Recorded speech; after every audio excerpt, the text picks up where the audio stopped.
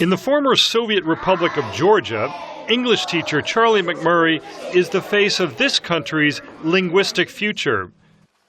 This 25-year-old American from the west coast state of Oregon is one of 540 English teachers, largely Americans, who are here under a new Georgian government program to help teach all students English.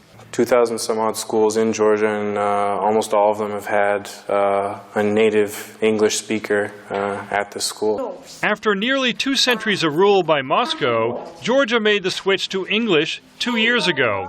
English is now mandatory for all students. Russian is optional. On October 21, a Russian-trained, Russian-speaking billionaire, Bidzina Ivanishvili, becomes Georgia's new prime minister. But here at Tbilisi's school number 75, Director Tina Alavidze sees no policy change. She says parents demand English starting in the first grade. The people themselves chose to learn English, so no new policy will be introduced in terms of learning language. Georgia wants to join the European Union. 90% of children in Europe now study English. Meri Sazuashvili, a 15-year-old student at the school, predicts student reaction if the Georgian government were to cut back on English teaching. I don't think that we'll have protests about that. Yeah, English is really important, and if they will do that, well, we will do that our own. So we will still study. Meri uses English to make friends around the world through Facebook. Her girlfriend, Nanuka Abuashvili, uses the social networking site Tumblr. I have talked to people from the USA, England, Australia, Germany, France, Belgium, and other countries as well. All with English? Yes, and they know perfect English.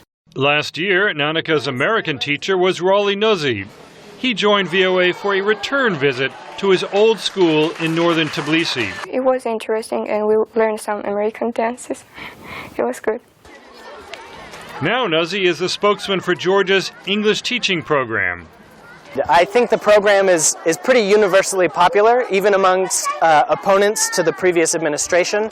The schools, families, students, parents, everyone has been very gracious. From Tbilisi, Lawrence Sheets, regional director for the International Crisis Group, is watching Russian lose its historical role as a language of empire. Many people have forgotten Russian.